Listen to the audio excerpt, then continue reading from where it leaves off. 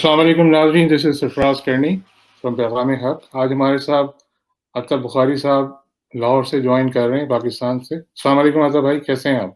وعلیکم السلام، کیا حال ہے؟ اللہ کا شکر ہے، ٹھیک ٹھاک.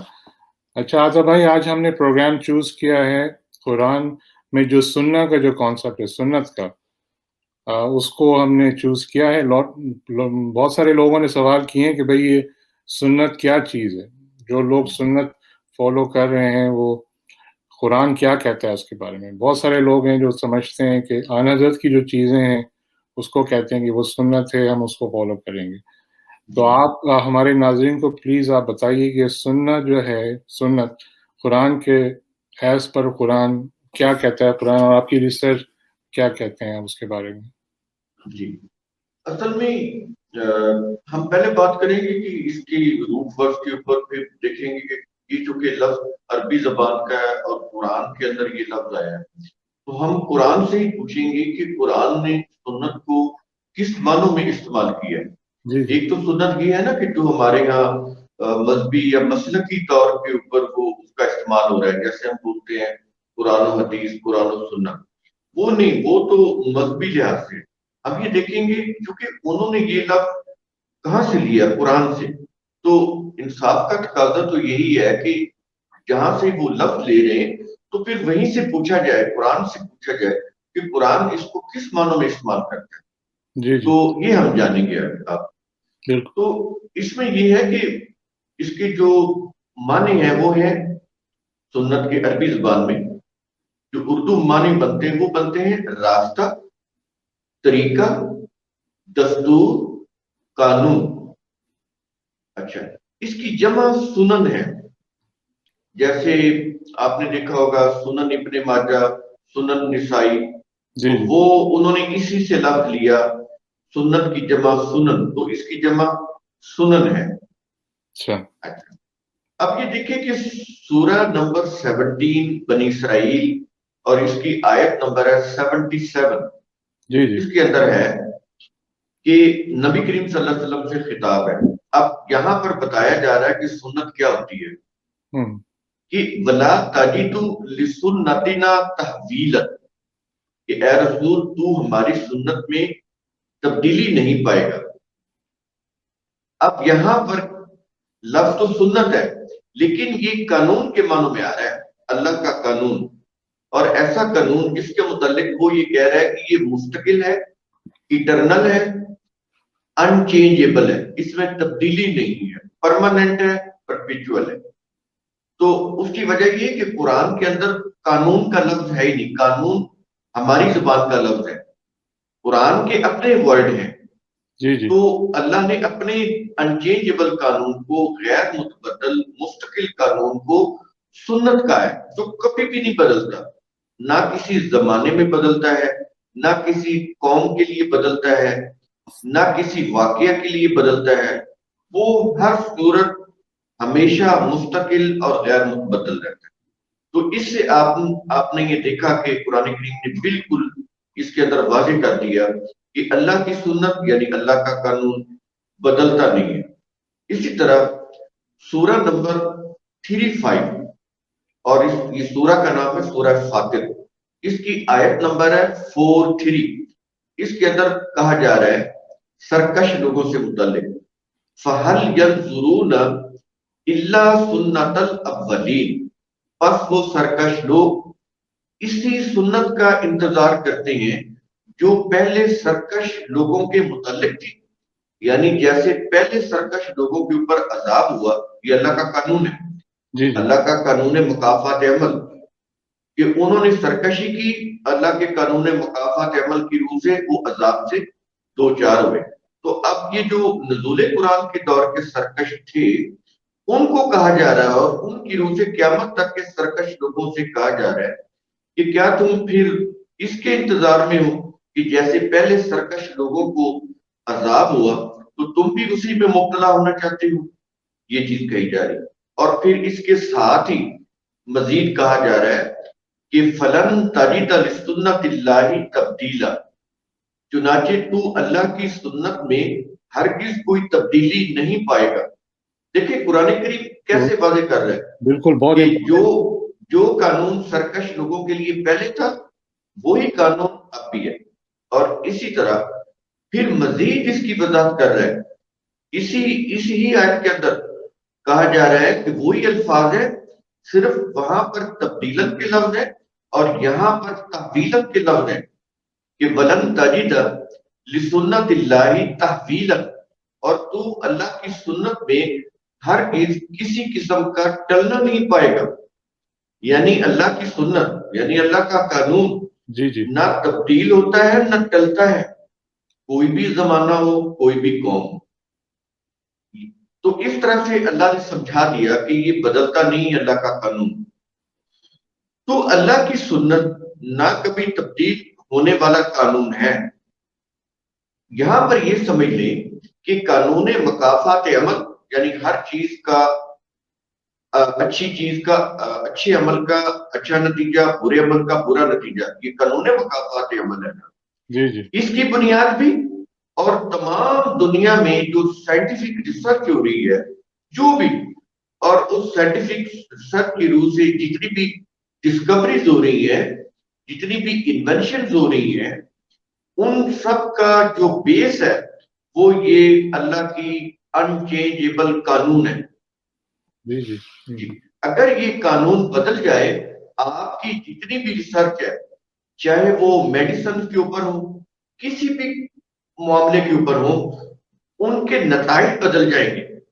آپ کے میڈیسن کی جتنی بھی خواص ہیں وہ بدلتی نہیں ہے، انچینجبل ہے. اگر وہ اللہ کا قانون بدل جائے اور ان چیزوں کے خواص بدل جائیں، آپ کی ساری ریسرچ، آپ کے سارے جتنے بھی آلات ہیں، میڈیکل اکوپمنٹ، آپ کی جتنی بھی دوائیاں آپ نے جو ایجاد کی، ساری کی ساری ضائع ہو جائیں گی. بالکل صحیح. قانون بدل گیا، چیزوں کے خواص بدل جائیں تو جی یہ ہوگا. تو یہ تو اللہ کی رحمت ہے کہ اس کا قانون بدلتا نہیں ہے. ورنہ تو یہ جتنی بھی کھانے پینے کی چیزیں ہیں، غذائی اجزاء ہیں، یہ اپنا اثر کھو دیں، دوائی کے جو اثرات ہیں وہ بدل جائیں. تو اس لیے اللہ اپنا قانون نہیں بدلتا. اب یہ چیز ہم نے قرآن کی روح سے آپ کے سامنے واضح کی. اچھا، اللہ کی سنت کے برعکس اب ہم یہ دیکھیں گے، تھوڑا سا کمپیریزن کریں گے کہ جس چیز کو مذہب نے سنت بنایا، جی مسلک کی سنت جو ہے، جو قرآن سے لفظ لیا گیا، کاپی کیا گیا، پھر اس کو اپنے مسلک کی روح سے ڈالا گیا، سنتیں بنائی گئی، سنن بنائی گئی. یعنی کچھ چیزیں انہوں نے وضع کی اور جی کہا کہ یہ رسول صلی اللہ علیہ وسلم کے اقوال ہیں، یہ رسول صلی اللہ علیہ وسلم کی سنن ہے، یعنی سنتیں ہیں. اب ہم اس کا تھوڑا سا کمپیریزن کریں گے کہ اللہ کی سنت یا اس کا قانون وہ تو انچینجبل ہے، پرماننٹ ہے. تو جی ان کی جو سنتیں ہیں وہ بدل جاتی ہیں. جب مسلک کی روح سے کوئی سنت ہوتی ہے، آپ اس کو چیک کریں، وہ بدل جائے گی، ہر دور میں بدل جاتی ہے. اب یہ دیکھیں کہ اللہ کی سنت کے برعکس جتنی بھی مذہبی سنتے ہیں ہر دور میں وہ بدلتی جا رہی ہیں. ان کے اختلافات کی بنیاد پر تمام فرقے ایک دوسرے کو کافر، ملحد، مرتد، واجب القتل قرار دینے کے فتوے دیتے ہیں. کن کی روح سے؟ وہ جو مختلف قسم کی سنن ہوتی ہیں، جن کی روح سے مختلف فرقے بنتے ہیں. پہلے اسپیکر میں، مثال کے طور پہلے اسپیکر میں اذان دینا خلاف سنت تھا، اب وہ عین جائز ہے، بلکہ وہ انتہائی پولوشن کا باعث بنا ہوا ہے، لوگوں کے لیے عذاب بنا ہوا ہے صحیح. اسپیکر کا استعمال جو ہے. جی جی سعودی عرب میں خواتین کے لیے ڈرائیونگ حرام تھی، اب حلال ہو گئی. زمانے کے تقاضوں نے جب ان کو مجبور کیا تو سنت بدل گئی ان کی. پہلے سنت تھی کہ عورت نے ڈرائیونگ نہیں کرنی، اب وہ بدل گئی. ہر فرقے کا ہاں داڑھی کا سائز مختلف ہے. پہلے تو انہوں نے داڑھی کو سنت بنایا، قرآن نے نہیں کہا کہ یہ سنت ہے، انہوں نے بنایا. اچھا، اب انہوں نے یہ بھی نہ سوچا کہ سکھوں کی بھی داڑھی ہے، یہودیوں کی بھی داڑھی ہے، وہ کون سی سنت رکھ رہے ہیں. اچھا، لیکن نہیں، ایک چیز عطا بھائی، ایک چیز ہمارے ناظرین کے لیے آپ کلیئر کریں کہ آپ کہہ رہے ہیں کہ جو سنت ہے یہ جو حضور سے منسوب کر دیتے ہیں، یہ کہ روایتیں ہیں جو بھی اس وجہ سے کر رہے ہیں، پھر آپ کہتے ہیں کہ یہ چینج بھی کر دیتے ہیں، تو اس کی جی کوئی میں نے ویلڈی، یہ انسانوں نے خود بنائی ہوئی چیزیں جو رولز جی بنائے ہوئے ہیں، بالکل، پھر بعد میں چینج کر دیتے ہیں، پھر دوسرے رول جی آ جاتے بالکل. جب بھی انسان کوئی قانون بنائے گا حالات کے تقاضوں کے تحت وہ مجبور ہو جائے گا، وہ قانون پرماننٹ چل ہی نہیں سکتا. پرماننٹلی جو چل سکتی ہے چیز وہ اللہ کے قوانین ہے، اللہ کی سنت.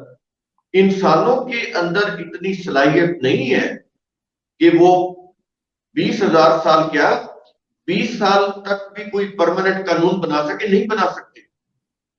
یہ اللہ کا علم، اس کی علم کی وسعت وہ اتنی بڑی ہے، وہ علیم الحکیم ہے، وہ بنا سکتا ہے پرماننٹ قوانین، انسان نہیں بنا سکتے.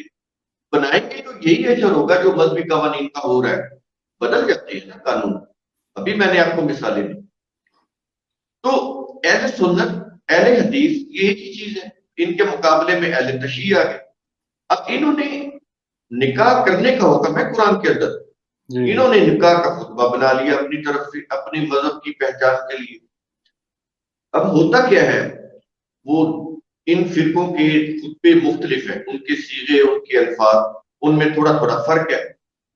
اب ہوتا کیا ہے کہ اس سنت کی وجہ سے معاشرے کے اندر ڈس انٹیگریشن پھیلتا ہے کہ اگر سنی ہے تو وہ کہتا ہے میں شیعہ کا نکاح نہیں پڑھاؤں گا، اگر شیعہ ہے تو وہ کہتا ہے سنیوں سے نکاح ہوا تو یہ نکاح ہوا ہی نہیں، ہم دوبارہ پڑھائیں گے، نکاح ہی نہیں ہوتا. اسی طرح آپ نماز کو دیکھیں، انہوں نے نماز کو دین کا ستون بنایا، سلاد کو نہیں، نماز کو. ہم نماز کی بات کر رہے ہیں، سلاد تو اور چیز ہے. اب اس میں تھوڑا تھوڑا انہوں نے فرق ڈال دیا. اب کسی فرقے کے پیچھے نماز ہی نہیں ہوتی.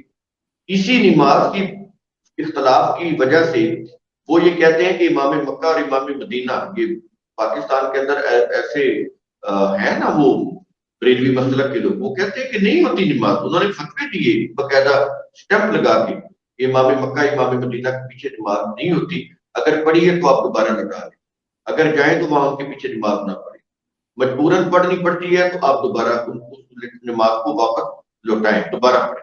تو یہ چیزیں یہ خود انہوں نے بنائی، یہ سنت سے ریلیٹڈ چیزیں ہیں نا، جس کو مذہب سنت بول رہے ہیں، مسلکی سنتیں. تو اس کی روح سے اب دیکھنے معاشرے کے اندر کتنی فرقہ واریت، کتنی شدت پسندی، کتنا انتشار پھیل رہا ہے. تو یہ ایک نکاح کو دیکھ لیں، نکاح کا جو خطبہ ہے، نکاح کی نہیں ہم بات کر رہے ہیں، قرآن کریم نے نکاح کرنے کا کہا ہے، نکاح پڑھنے یا پڑھوانے کا نہیں کہا. وہ تو پھر خطبہ آ جائے گا. قرآن میں کوئی ایسا خطبہ نہیں ہے. وہ تو کہتا ہے کہ مرد اور عورت رضامند ہیں تو گواہوں کی موجودگی میں وہ ادارے کے اسٹیٹ کا جو ادارہ ہے اس کے سامنے وہ نکاح کرے، بات ختم ہوگی. تو یہ کرنا ہوتا ہے. خطبہ ڈالا گیا، جب خطبہ ڈالا گیا تو پھر ظاہر ہے ان کے مذہبی پیشوا ڈیفرنٹ ہیں، ان کے خطبے ڈیفرنٹ ہیں، پھر معاشرے کے اندر اختلاف، انتشار، تو یہ چیزیں ہیں. تو اسی طرح آپ یہ دیکھیں کہ خطبے روایت، ایک تو یہ اختلاف ہو گیا نا. اب ہم یہ دیکھیں گے کہ خطبے روایات کے اندر جو چیزیں انہوں نے سنت بنائی، اس کی روح سے آپ یہ دیکھیں کہ وہ قرآن کے کتنے خلاف ہیں.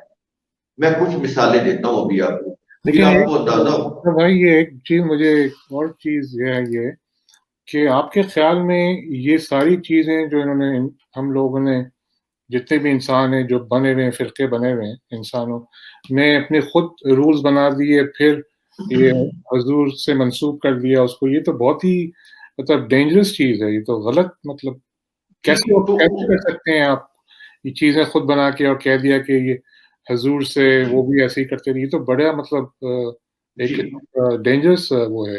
بالکل. اور یہ دیکھیں کہ یہ جب ایسے انہوں نے چیزیں بنائی تو پھر آپ یہ دیکھیں کہ فرقہ واریت کے جہنم میں تو پھر جھلسے ہوئے ہیں. کتنا اختلاف ہے ان کے درمیان، کوئی رواداری نہیں ہے، کوئی برداشت نہیں ہے، زیرو ٹالرنس ہے. بالکل بھی ان کے ہاں برداشت نہیں ہے، ایک دوسرے کو دیکھنے تک کے روادار نہیں ہے. معاشرے کے اندر یہ صورتحال ہو گئی ہے انہی سنتوں کے اختلاف کی وجہ سے. وہ برداشت ہی نہیں ہوں، سنتوں کے اختلاف کی وجہ سے وہ ایک دوسرے کو کافر کہہ رہے ہیں، ایک دوسرے کو واجب القتل قرار دے رہے ہیں، انہی سنتوں کے اختلاف کی وجہ سے. اور اس کا قرآن سے کوئی تعلق نہیں ہے، آپس میں لڑ رہے ہیں، جو سنتیں خود بنائی ہوئی ہیں اسی پہ آرگیومنٹ ہو رہا ہے، اس سے قرآن سے کوئی تعلق. اور پھر یہ دیکھیں کہ ان کے جو انہوں نے سنت کو جب مذہبی قانون بنایا، پھر ریاست کی سطح کے اوپر نافذ کروایا، تو اس کے تباہ کن انجام بھی یہ بھگت رہے. اب یہ دیکھیں کہ قرآن کے مطابق مال کی وصیت کرنا ہر شخص کے اوپر وہ کہتا ہے فرض ہے، لازم ہے، حق ہے، حق علی المتقین کہتا ہے۔ قرآن میں 3 جگہ وصیت کا حکم آیا ہے اور تینوں جگہ قرآن کہتا ہے کہ یہ فرض ہے، لازم ہے کہ ہر شخص اپنے مال کی وصیت کرے۔ لیکن اس کے مقابلے میں روایت وضع کی گئی جس کو یہ سنت بولتے ہیں، کیا ہے اس کے اندر ہے کہ لا وصیت للوارث، وارث کے لیے وصیت کی ضرورت ہی نہیں، یہ روایت ہے اور یہ پڑھائی جاتی ہے۔ اور اب یہ دیکھیں کوئی بھی اسلامی کنٹری ہے اس کا جو یہ پرسنل لا ہے جس کے اندر یہ وراثت کے معاملات ہیں، وراثت کا جو قانون ملکی سطح کے اوپر مذہب کی روح سے رائج ہے، وہ قرآن کے خلاف ہے۔ ہر اسلامک کنٹری کے اندر قرآن کے خلاف ہے اور سنت کے مطابق وہ بنا ہوا ہے قانون، قرآن کے خلاف۔ قرآن کہہ رہا ہے کہ مال کی وصیت لازمی ہے اور سنت کہہ رہی ہے کہ کوئی ضرورت نہیں ہے۔ اور اب فتویٰ کس چیز کے اوپر ہے؟ آپ کا ملکی قانون جو مذہبی وہ کس چیز کے اوپر ہے کہ وصیت کی ضرورت ہی نہیں ہے، بس بیٹی کو آدھا دے دو، بیٹے کو ڈبل دے دو، بیٹے کو ایک حصہ دے دو، بیٹی کو آدھا دے دو۔ قرآن میں نہیں ہے یہ چیزیں، تو قرآن میں یہ کیسے آئی ہے وہ تو پھر ایک علیحدہ کرنا پڑے گا۔ بتانا صرف یہ ہے کہ قرآن نے یہ نہیں کہا کہ بیٹی کو آدھا دے دو اور بیٹے کو پورا دے دو، وہ تو اس صورت میں کہہ رہا ہے کہ اگر یہ وصیت نہیں کرتے تو پھر بامر مجبوری ایسا کرو، ادروائز تو وہ وصیت کرے، وصیت کو لازمی قرار دے رہا ہے۔ اور روایت کہہ رہی ہے کوئی ضرورت نہیں ہے، سنت کہتی ہے کوئی وصیت کی ضرورت نہیں ہے، قرآن کہتا ہے لازمی ہے۔ 3 دفعہ حکم ہے، تینوں دفعہ وہ کہہ رہا ہے کہ حقاً علی المتقین، لازمی ہے یہ متقین کے اوپر، جو اللہ کے قانون کی خلاف ورزی سے ڈرنے والے ہیں، وہ اپنے اوپر لازم کریں کہ مرنے سے پہلے وصیت کریں۔ تو یہ دیکھیں یہ سنت بالکل قرآن کے خلاف ہے۔ آپ کے خیال میں اس کی جو آپ جو بات کر رہے ہیں اس کی وجہ کیا ہے؟ جو لاز بن گئے ہیں مسلم کنٹریز میں، انہوں نے اس کو پرائیورٹی دے دی ہے، جو روایتیں چل رہی ہیں اس کو پرائیورٹائز کر دیا اور قرآن کو بالکل اگنور کر دیا ہے، مطلب جی بالکل اگنور کر دیا۔ اچھا، اسی طرح آپ یہ دیکھیں کہ لڑکی کا جو نکاح ہے اس میں قرآن کریم اس کی بلوغت کو لازم قرار دے رہا ہے، بالغ النکاح کہہ رہا ہے، جب وہ بلوغت کی عمر کو پہنچ جائے تو پھر وہ ان کا نکاح ہوگا۔ لیکن سنت کیا کہہ رہی ہے کہ رسول نے 6 سال کی عائشہ سے نکاح کیا اور 9 سال کی عمر میں جب وہ 9 سال کی وہ بچی 9 سال کی تھی تو رخصتی کر کے گھر لے آئے۔ اندازہ لگائیں آپ یہ نبی کریم صلی اللہ علیہ وسلم کے اوپر کتنا بڑا بہتان ہے، اور اسی کے اوپر پھر خاکے بنے۔ اب یہ چیزیں اپنی یہ جس کو انہوں نے سنت بنایا اور اس کی روح سے انہوں نے مذہبی قانون بنایا، اس کے اوپر نہیں آئیں گے کہ اس کو ختم کر دیں کہ اس میں رسول کی توہین بھی ہے اور یہ قرآن کے بھی خلاف ہے، دونوں پہلو اس کے اندر ہیں، اس کو نہیں بند کریں گے اور جا کے اٹھیں گے اور بازاروں میں جا کے لوگوں کی املاک جلائیں گے اور وہاں لوگوں کی گاڑیاں جلائیں گے، لوگوں کے اوپر لاٹیاں برسائیں گے اور یہ کریں گے۔ لیکن یہ حالت ہوگی۔ اس میں ایک پوائنٹ یہ ہے کہ یہ جو آپ بتا رہے ہیں میرج کا، جو آپ سنت کا جو آپ نے ڈسکرائب کیا، 6 سال میں انہوں نے نکاح کیا اور پھر 9 سال میں وہ رہے، تو لیکن جو آپ دیکھتے ہیں تو جو مذہبی بھی لوگ جو ہیں وہ یہ چیز ایکچولی پریکٹس تو نہیں کرتے، ان کو بھی لاجیکلی یہ چیز وہ کہتے ہیں کہ یہ چیز صحیح نہیں ہے، لیکن اس کو پھر بھی رہنے دیتے ہیں، اس کو ہٹاتے نہیں ہیں۔ یہ منافقت ہو رہی ہے، یہ منافقت ہو رہی ہے۔ ہاں یہ تو بڑی دیکھیں مساجد کے اندر جو مذہبی پیشوا ہیں وہ گڑا پھاڑ پھاڑ کر وہ حکومت کے خلاف یعنی تقریریں کرتے ہیں آئے سال کہ 18 سال کی جو عمر ہے یہ غلط ہے، کہ 18 سال جب شناختی کارڈ بناؤ تو شادی کرنی چاہیے، یہ غیر شرعی ہے، یہ غیر اسلامی ہے، یہ غیر قرآنی ہے۔ وہ کہتے ہیں حکومت کے خلاف تنقید ہوتی ہے کہ تم کیوں نہیں اجازت دیتے کہ 6 سال کی بچی کے ساتھ نکاح ہو اور یہ 18 سال کی قید کو ختم کیوں نہیں کرتے، یہ تو غیر شرعی ہے۔ اندازہ لگائیں آپ، لیکن وہ اپنی بچی کا 6 سال کی عمر میں نکاح کبھی نہیں کریں گے، اپنی بچی کی 9 سال کی عمر میں رخصتی نہیں کریں گے۔ جو مولوی صاحب مسجد کے اندر وہ ممبر پہ کھڑا ہو کے گلا پھاڑ پھاڑ کر وہ اس کے خلاف بول رہے ہوتے ہیں حکومت کے خلاف، وہ بھی اپنی بچی کا 6 سال کی عمر میں رخصتی نکاح نہیں کریں گے اور نہ 9 سال کی عمر میں اس کی رخصتی کریں گے. یہ حالت ہے. لیکن اس روایت کا جو امپیکٹ ہے وہ جو اولاد کے اوپر اس قدر زیادہ ہے. آپ یہ دیکھیں کہ یہی لوگ مسجدوں کے اندر قرآن پڑھتی ہوئی بچیوں کے ساتھ جو ریپ ہوتے ہیں وہ 6 سال کی بچی ہوتی ہیں، کیونکہ یہ روایت ذہنوں میں بیٹھی ہوئی ہے کہ جب 6 سال میں نکاح ہو سکتا ہے تو پھر ان کے ساتھ یہ اس طرح کا معاملہ جسمانی تعلق کیوں نہیں بن سکتا. تو وہ ہوتے ہیں، آئے روز ریپ ہو رہے ہیں، آئے روز وہ مقدمے دائر ہو رہے ہیں. آپ دیکھیں تو صحیح. بہت یہ افسوس روایات، یہ جو روایت ہے، یہ جو سنت ہے، اس کے اثرات ہیں معاشرے کے اوپر بڑے تباہ کن. کیونکہ لاشعور بھی یہ چیز بیٹھی ہوئی ہے کہ 6 سال کی عمر میں نکاح ہو سکتا ہے، 9 سال میں رخصتی ہو سکتی ہے. تو ٹھیک ہے، آپ کریں جو مرضی کریں.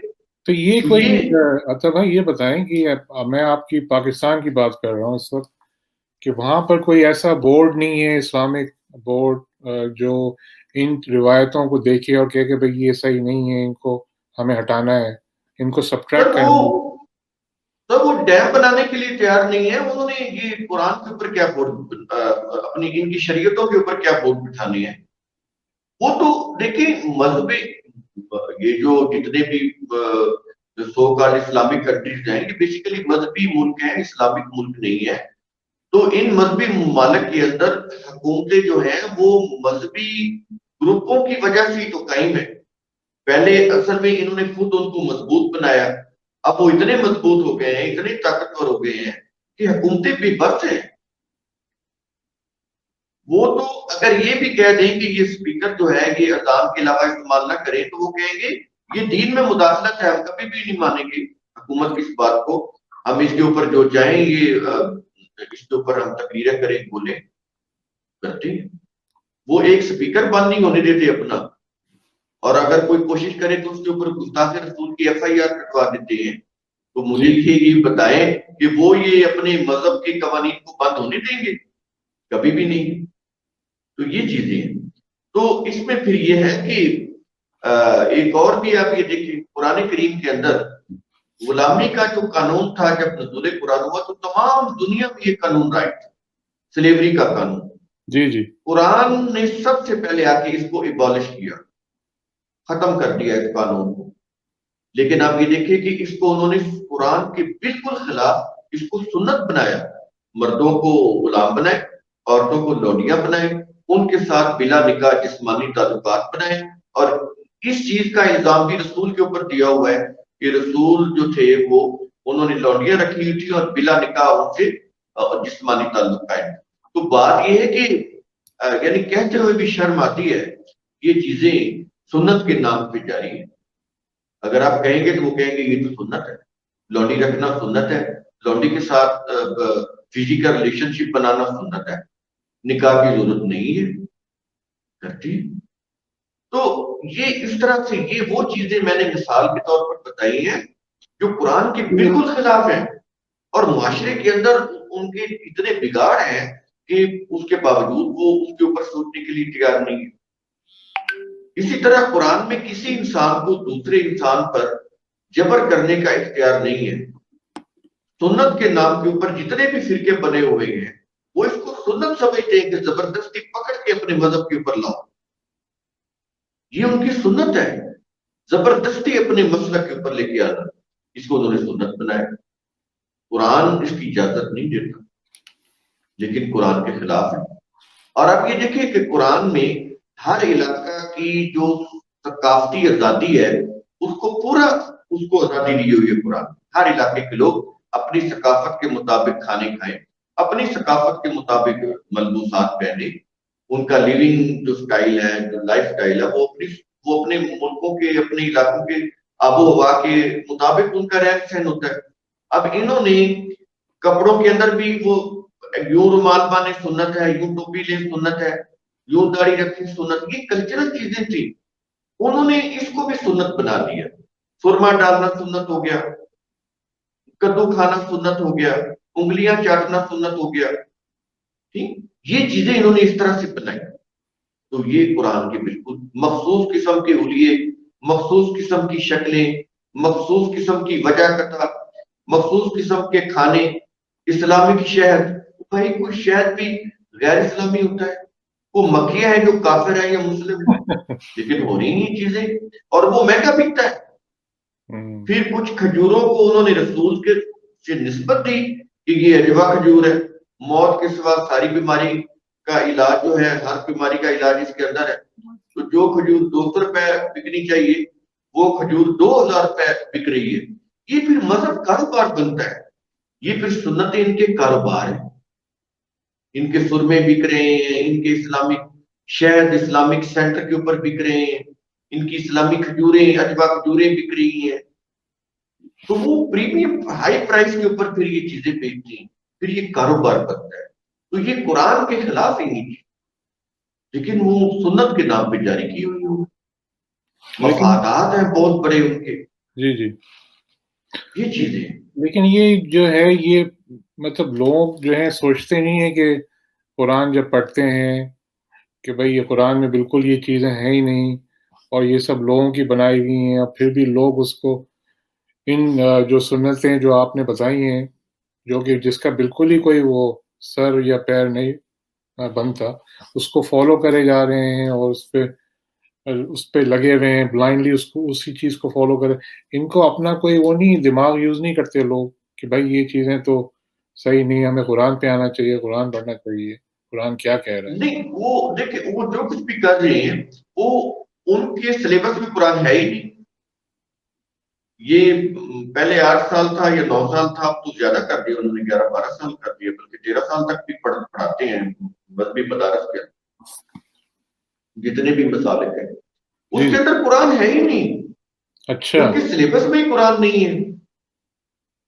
ان کی جو مساجد جو اللہ کے نام پہ بناتے ہیں، کہتے ہیں اللہ کا گھر ہے، لوگوں سے چندہ لے کے بناتے ہیں، وہاں پر بھی قرآن نہیں ہے۔ وہاں پر بھی آپ دیکھیں ساری روایات ہیں، ان کی بعض و نصیحت کی محفلیں مجلسیں، سارے وہ ان کے جتنے بھی تہوار ہیں، عید میلاد النبی یا محرم، قرآن کہاں پہ ہے؟ ہر جگہ پہ قرآن کی وائلیشن ہو رہی ہے۔ سنساری کا قانون یہ یہودیوں نے بنایا تھا، اپنے جو غیر یہودی تھے ان کو تختہ دار پہ لٹکانے کے لیے، عبرت کا نشان بنانے کے لیے انہوں نے سنساری کو اسلام میں لے آئے، نہیں ہے، اب یہ سنت ہے سنساری، یہ ان کے ہاں ہے سنساری ہے۔ اور یہ جو فاٹا کے علاقے ہیں، یہ جو قبائلی علاقے ہیں، وہاں پر پاکستان کے علاقوں میں وہ سنسار کرتے ہیں، تو یہ مذہب کے لوگ ہی ہیں نا، انہوں نے بتایا تھا سنساری، قرآن میں نہیں۔ اسی کے ساتھ رضاعت کبیر، یہ رضاعت چلو بچے نے تو دودھ پی لیا، وہ بیٹا ہو گیا عورت کا، تو رضاعت کبیر لے کر آگے وہ، یعنی بڑا جوان کسی عورت کا دودھ پی لے تو وہ اس کا رضائی بیٹا ہو جاتا ہے، اور اس کے اوپر انہوں نے سنت بتائی ہے کہ اتنے گھونٹ پیے تو وہ بیٹا ہوگا۔ اب ذرا اس کو ذرا اس نقشے کو ذہن میں لائیں کہ ایک نوجوان کسی عورت کا سینے سے لگ کے دودھ پی رہا ہے اور وہ کم از کم اتنے گھونٹ پیے تو اس کا رضائی بیٹا بن جائے گا۔ کبھی سوچے تو صحیح ہے کیا معاملہ ہے۔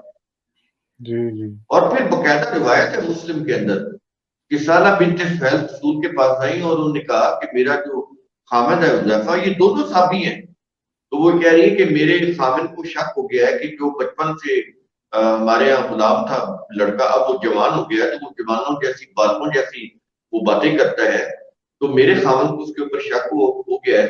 تو رسول اس کو کہہ رہے ہیں نعوذ باللہ، یہ رسول کی ذمہ لگائی ہوئی ہے کہ تو جا کے اس کو اپنا دودھ پلا دے۔ تو اس نے کہا یا رسول اللہ، وہ تو نوجوان ہو گیا، میں کیسے دودھ پلاؤں؟ رسول نے آگے تبسم فرمایا، مسکرائے کہ ہاں ہاں پھر بھی تو اس کو پلا دے۔ تو وہ کہتی میں جا کے اس کو دودھ پلایا تو میرے خامد کا شک دور ہو گیا۔ یہ کیا چیزیں ہیں؟ یہ سنت ہے، یہ کرے عمل ان سنتوں کے اوپر۔ چائے پانی میں کہیں کو مکھی گر جائے دودھ میں، وہ کہتے ہیں ایسے باہر نہ نکالو، اس کو اچھی طرح سے غوطہ دو، غوطہ دے کے پھر اس کو پیو، یہ سنت ہے۔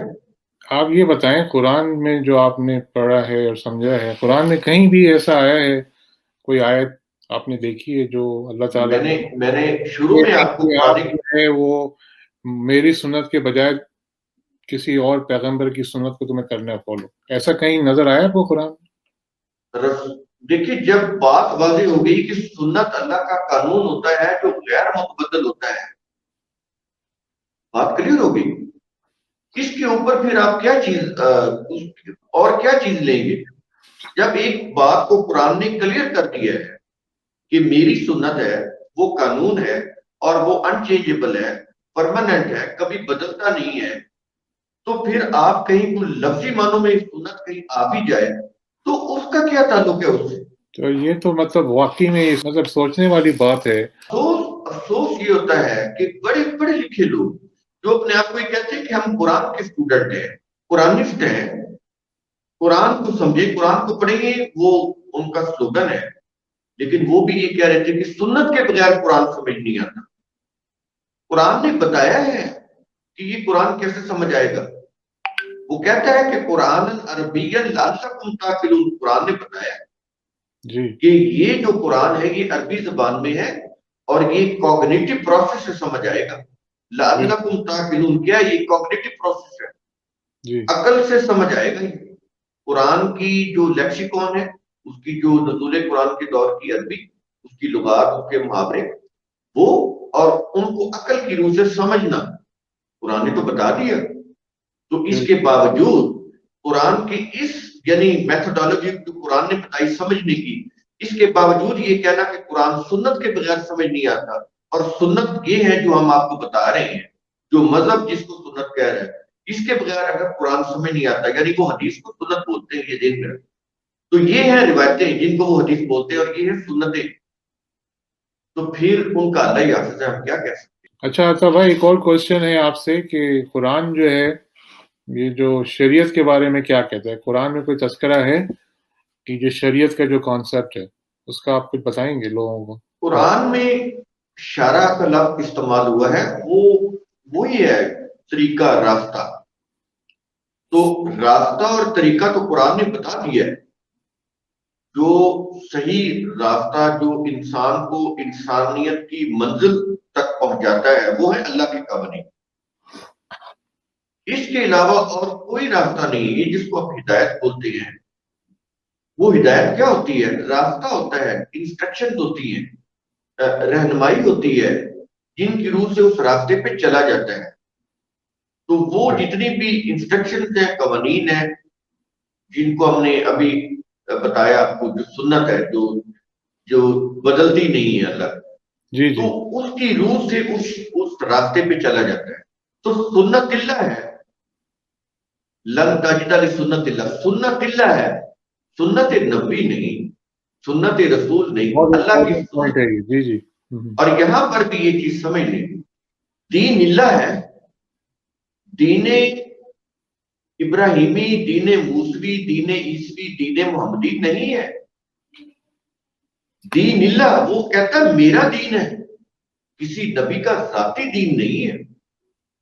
بہت انہوں نے تو اللہ کے قوانین کو فالو کیا نا، جی جی اس کا اتباع کیا، اس کی روح سے نظام بنایا اور اس کی اطاعت کرائی، خود بھی کی.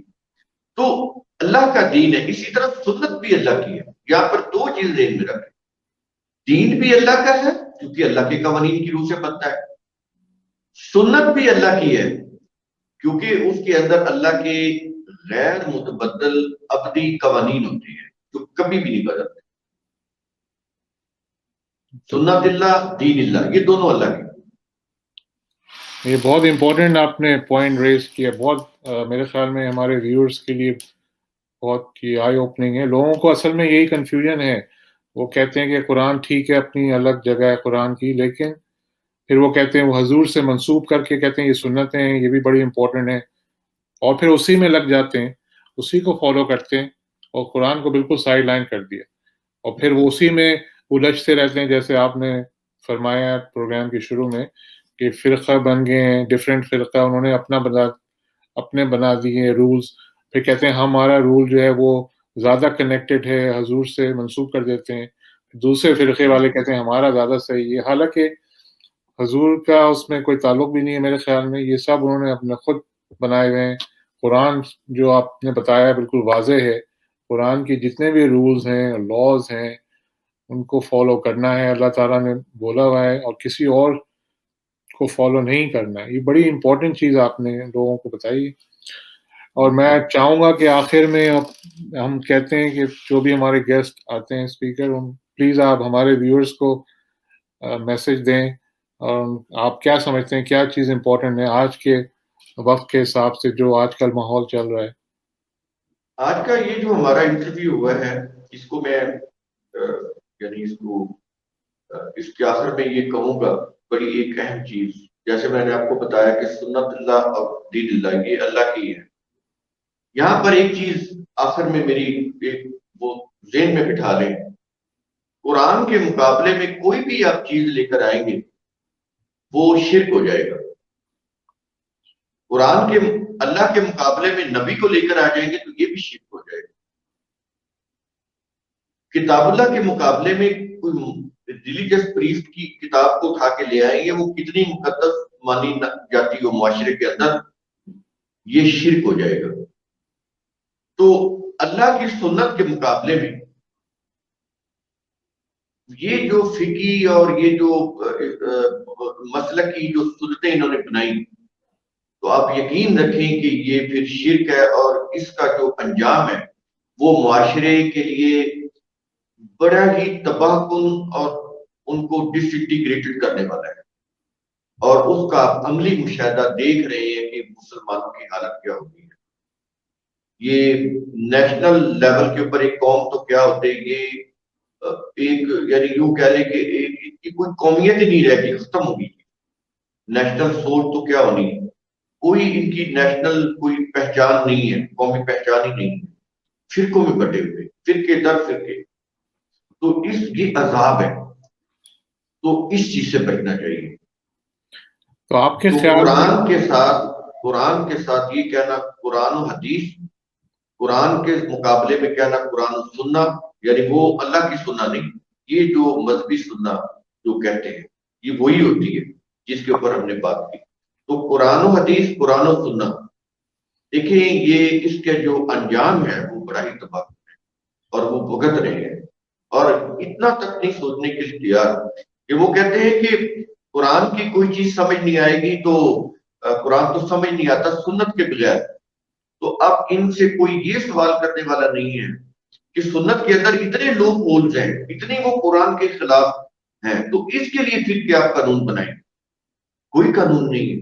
کسی مذہبی اسلامی ملک میں جس کو اسلامی ملک بولتے ہیں کوئی قانون نہیں. ہاں اگر کوئی مذہبی سنت یا مسلکی سنت کی خلاف ورزی ہوتی اس کے لیے قانون ہے، اس کے لیے سزا ہے، اس کو سزا ہو جائے گی. لیکن قرآن کے خلاف آپ جتنا مرضی کرتے چلے جائیں اس کی کہیں کوئی سزا نہیں ہے.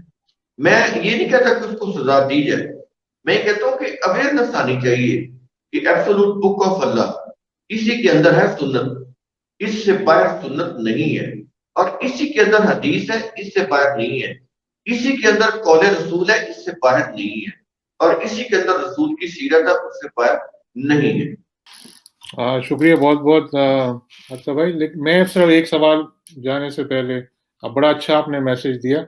آپ کیا سمجھتے ہیں ویسے کہ لوگ دن بدن شرک کرے جا رہے ہیں اور وہ خود ریئلائز نہیں کر پا رہے کہ ہم شرک کر رہے ہیں؟ اس کی وجہ کیا سمجھتے ہیں آپ؟ جو لوگ غفلت میں ہے، شارٹ کٹ کی تلاش میں ہے. ان کو جب یہ بتایا جاتا ہے کہ تم نے صبح کو ریچول کیا تو دوپہر تک وہ جو ریچول کرنے ہیں تمہاری معافی ہو گئی ہے. تم نے کوئی رسول کے نام پہ کوئی میلاد کر دیا ہے تمہاری بخشش ہو گئی ہے. تم نے کوئی رسول کے نام کی کوئی قوالی نام پڑھ لیا تمہاری بخشش ہو گئی ہے.